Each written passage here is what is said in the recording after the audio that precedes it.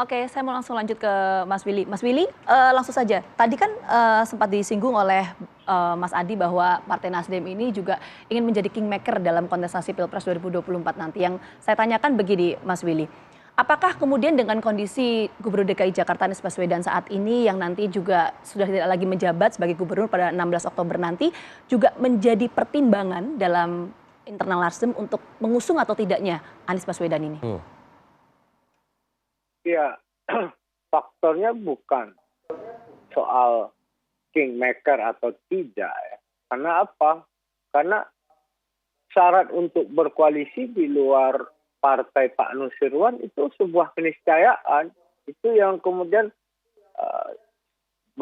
ambang batas yang tidak bisa ditabrak oleh partai-partai lain ya. Sehingga di sana menjadi sebuah keniscayaan. Yang kedua adalah tentu proses simbiose mutualisme antara figur dan partai itu saling membutuhkan. Nasdem adalah partai yang terbuka, maka kemudian prinsipnya adalah mencalonkan why not the best. Apa yang dipaparkan Adi tadi, kita selama ini selalu terjebak pada narasi-narasi yang sifatnya selalu ekstremitas. Apa itu kalau nggak perubahan ya lanjutkan. Tidak ada orang berpikir out of the box untuk kemudian mencari narasi di luar itu. Harusnya sebagai sebuah negara bangsa kita bisa belajar cukup pahit dari 10 tahun pembelahan ini. Kan tidak ada terapinya, orang cuma mengerti berkontestasi tapi tidak mengerti berrekonsiliasi.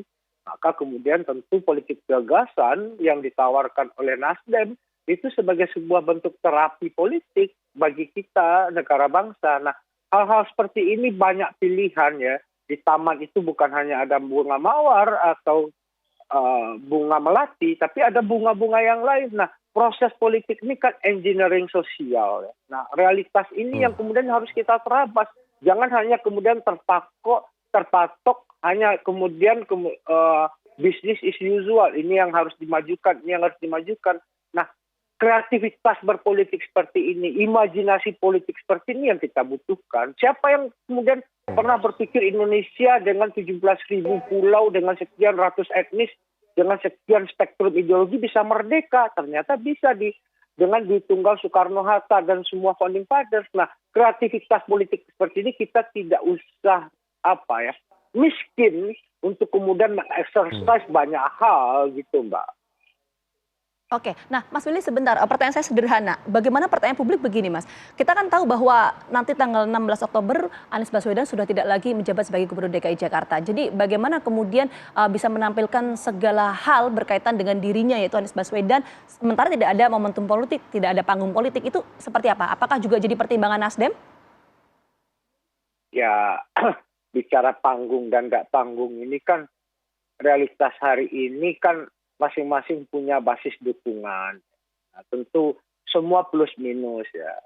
Dengan posisi memiliki jabatan, orang bisa memiliki panggung formil, tapi keleluasaan untuk bergerak itu menjadi terbatas.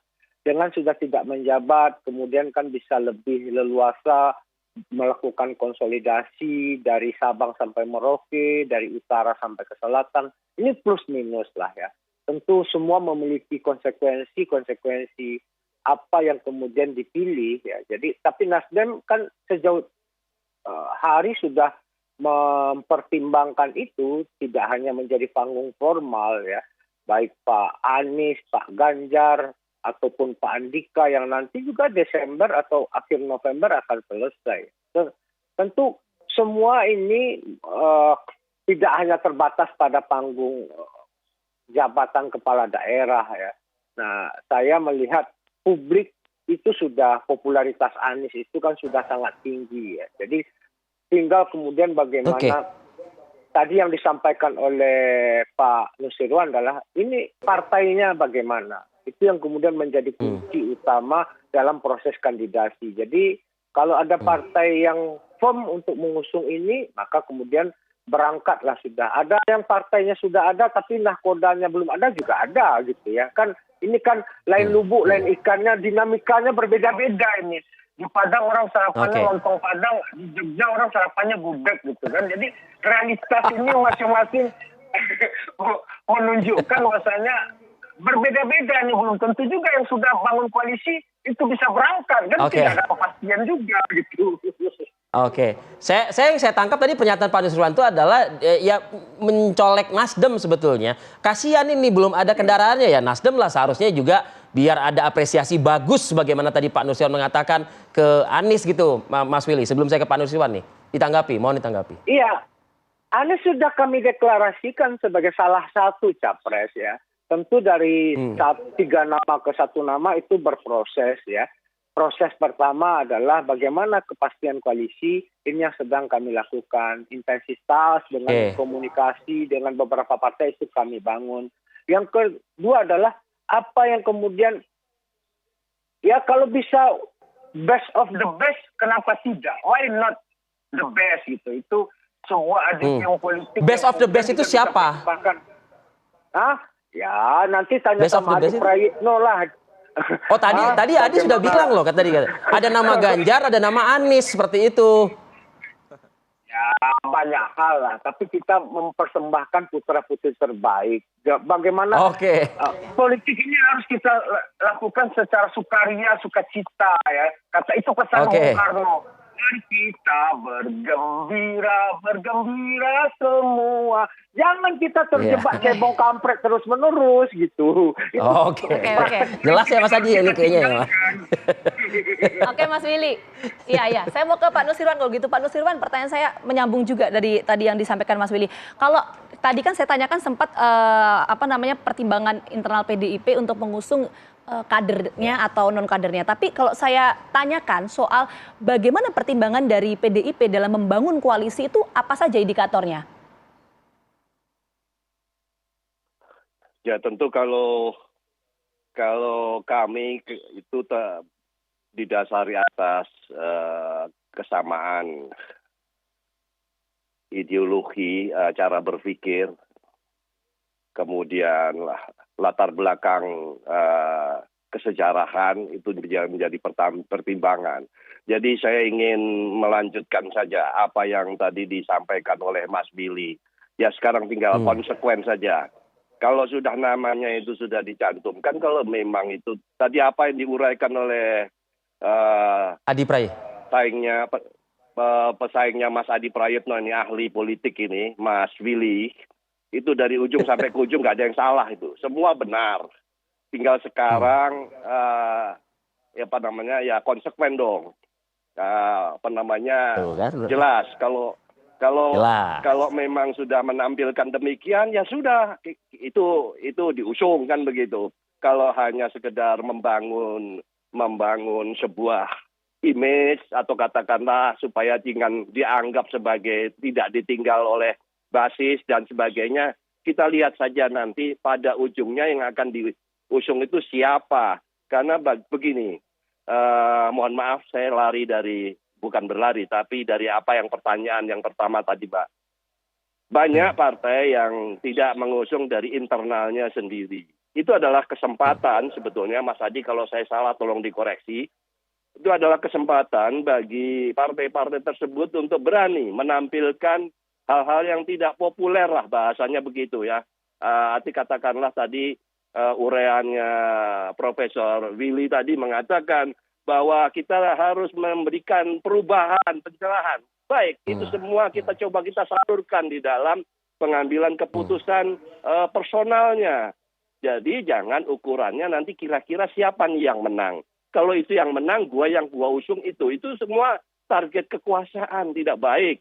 Maka sebetulnya kalau kami, ini balik dengan pertanyaan, karena kita sudah ada calon, dan calonnya tersebut dari internal yang lebih daripada satu juga. Jadi, dan semua itu sudah terbaca oleh publik, kan begitu. Dan ini tidak semuanya memiliki hal seperti ini. Maka sebetulnya kalau ditanya nanti siapa ini untuk beberapa figur yang lain yang akan mencalonkan figur yang lain. Banyak kok kalau itu ada keberanian dan konsekuen. Nggak usah khawatir. Siapakah? Apakah itu Pak Anies atau siapa saja yang disebutkan tadi, di luar nama-nama kami yang dari internal kami, itu bisa saja. Tidak usah galau nanti siapa ini yang akan mencalonkan? Tapi dengan catatan, kalau itu ada keberanian, ada konsekuensi daripada konsisten, konsisten dengan sikap, konsekuen. Kalau kita melakukan perubahan atau katakanlah ini tampaknya memang Mas Adi ini memang prospektif, kita dorong maju. Nah, soal koalisi memenuhi threshold itu adalah persyaratan. Maka semua partai-partai tersebut tentu kalau bacaannya demikian pasti terusung. Dan kita akan mengapresiasi. Jadi jangan mengatakan bahwa kita akan berskenario untuk dua saja. Suatu ketika nanti ujungnya juga akan berhadapan dua juga. Ini kan aneh juga kadang-kadang menganalisa. Ya. Kita tangkap poinnya Pak Nusirwan. Saya mau ke Mas Adi kalau gitu. Ini menarik ya, terakhir Mas Adi. Jadi kalau kita lihat tadi Pak Nusirwan sudah menyatakan ya bahwa internal dari partai. Terus kemudian Nasdem belum memutuskan. Terus kita lihat beberapa nah, tapi tadi kita lihat siapa yang pada akhirnya akan dipilih oleh Nasdem. Tapi beberapa partai lainnya pun masih mengusung kader internalnya sendiri. Jadi peluang dari Anies Baswedan untuk nanti diusung partai politik gimana dong? Ya, kalau bicara tentang 2024 secara umum ada dua mazhab besar. Pertama adalah mazhab partai politik. Jadi suka tidak suka partai inilah yang sebenarnya memiliki golden ticket untuk soal kandidasi, siapa yang maju, siapa capres dan cawapresnya.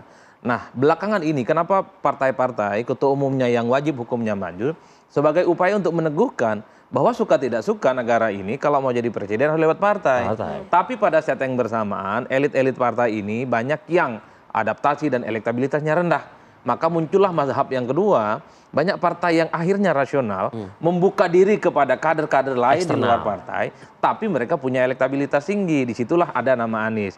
Ketika nama Anies muncul, disambut baik dengan Nasdem, disambut baik dengan PKS, Demokrat belakangan juga tertarik karena ada variabel AHY-nya. Jadi bagi Demokrat, AHY harga mati maju di 2004. Satu-satunya yang bisa diajak kerjasama figur itu adalah Anies Baswedan. Nggak pernah kita dengar AHY misalnya coba disandingkan dengan Prabowo, coba disandingkan dengan Puan, coba disandingkan dengan Erlangga. Nggak masuk skenario itu, Mas. Makanya kalaupun toh Demokrat mengapresiasi Anies maju, itu tidak lebih dari ada unsur AHY yang mau ditandemkan. Kuncinya tentu di Nasdem. Kalau Nasdem ngomong satu-satunya yang bisa diusung adalah Anies Baswedan, saya kira akan menarik. Tapi menurut Nasdem jangan-jangan kunci juga ada Pak Jokowi juga kan berarti. Nah, itulah kemudian tergantung bagaimana Bang Willy nih hati dan pikirannya seperti apa nanti ke depan. Baik. Terima kasih Mas Adi Prayitno, terima kasih Mas Willy Aditya dan juga Pak Nusirwan Sujono atas waktunya berpartisipasi bersama kami di Apa Kabar Indonesia Pagi. Sehat selalu untuk Anda semua.